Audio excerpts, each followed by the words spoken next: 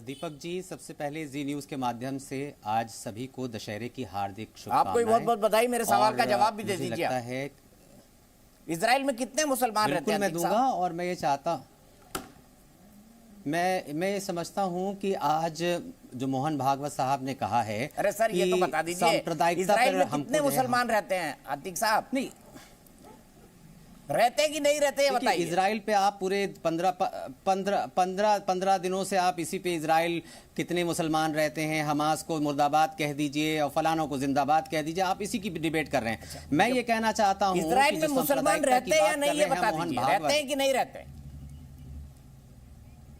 मुसलमान फिलिस्तीन में रहते हैं, मैं आपको बता दूं। आप जरा मोहन भागवत की बात कर लीजिए।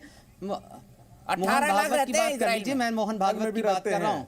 18 लाख इजराइल में रहते हैं। 16 से 18 लाख सांप्रदायिकता। अरे अतीक भाई ये तो बता दीजिए ना, पे जो हमले की 18 लाख जो रहते हैं वो मुसलमान नहीं है जो इजराइल में रहते हैं। आप डिरेल कर रहे हैं। मैं आप सुनिए, मैं अगर आप अपनी यस और नो वाली पॉलिसी चलाएंगे तो डिबेट का कोई मकसद नहीं है। मैं कहता हूं कि फिर इसका मतलब है आपको डिबेट करना नहीं आता है। आप यस और नो नहीं कहेंगे, आप सिखा दीजिए। हमको ये ना बताएं कि हमास को मुर्दाबाद कहिए, इजराइल को मुर्दाबाद कहिए।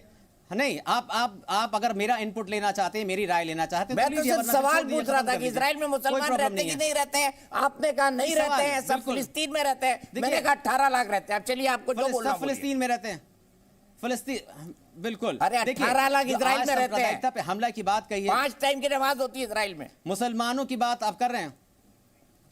अरे आप तो बस उसी पे अड़ गए हैं। आपको मैं क्या बात करूं, बताइए। मैं बोलूं या ना बोलूं? फिर आप बुलवाते रहिए शहजाद पूनावाला से और संगीत रागी से पूरा टाइम। उनको तो इंटरप्ट नहीं करते हैं आप। दानिश भाई भी बोल रहे थे ना, मैं आप सवाल के जवाब नहीं देते ना, प्रॉब्लम ये है।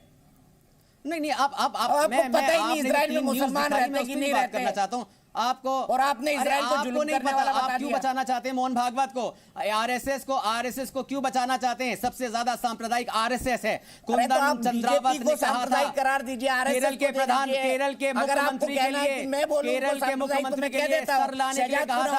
आरएसएस ने कहा था कि जो है मुसलमानों को मारो। और यही मोहन भागवत हैं जो कहते रहते थे कि जो है अब क्या करना है, हर जगह वो देखना है, शिवलिंग देखना है। आरएसएस कहती है मोहब्बत फैलाएंगे। अरे मोहब्बत आपको फैलाने की आपको पता ही नहीं है, एक्सपीरियंस नहीं है मोहब्बत फैलाना। मोहब्बत अगर सीखना है तो इंडिया गठबंधन में आइए और राहुल गांधी की क्लास ज्वाइन करिए, मोहब्बत की दुकान, मोहब्बत की जो है पाठशाला ज्वाइन करिए। आपको नहीं पता, भारतीय जनता पार्टी के लोगों को नहीं पता। और शहजाद पूनावाला क्या बात करे, शहजाद पूनावाला तो दानिश भाई नाराज हो गए आपसे। आपने राहुल गांधी की मोहब्बत की दुकान बोला, दानिश कुरैशी नाराज हो गए। सवाल फलस्तीन पे, शहजाद पूनावाला सुनिए मेरी बात।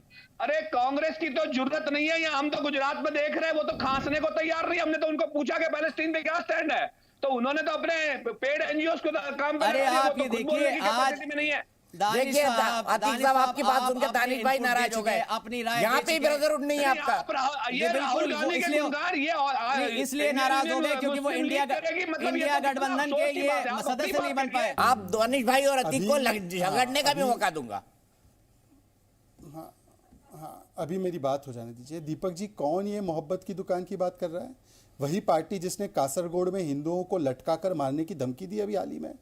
वही पार्टी जो कांग्रेस पार्टी जिसने हाशिमपुरा, भागलपुर, मीरठ, मलियाना, मुंबई, दिल्ली, दिल्ली ऐसे हजारों दंगे करवा के हजारों मुसलमानों को और सिखों को नरसंहार करके मारा। ये मोहब्बत की दुकान चल रही थी क्या? IUML से पूछना चाहता हूँ, मुजफ्फरनगर दंगे जो हुए वो मोहब्बत की दुकान थी? हाशिमपुरा में जो हुआ, भागलपुर में जो हुआ, वो मोहब्बत की दुकान थी? और चलिए मैं आखिरी सवाल पूछना चाहता हूं इनसे, ये जो इंडिया अलायंस कर रहे हैं, अरे इंडिया अलायंस बचा कहां? अखिलेश यादव जी ने अभी कहा है कि राहुल गांधी जो है उनके नेता चिरकुट और चुटवैया है। उनके IP सिंह ने राहुल गांधी की मोहब्बत की दुकान को पूरा पर्दाफाश करके रख दिया है कि आप तो किसी परिवार के सदस्य को नहीं जोड़ पा रहे हैं, आप किस बात से मोहब्बत की दुकान की बात कर रहे हैं, मंदबुद्धि वगैरह भी बोला है। तो ये तो समाजवादी पार्टी का ऑफिशियल स्टैंड है।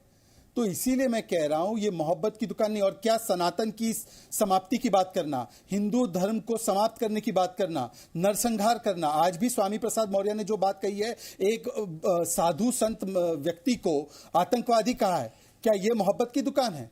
सनातन की समाप्ति का जब उदयनिधि स्टैलिन से लेकर कांग्रेस के नेताओं ने बयान दिया, उसकी तुलना HIV से की, वो मोहब्बत की दुकान है? बता दीजिए एक बार। ठीक है।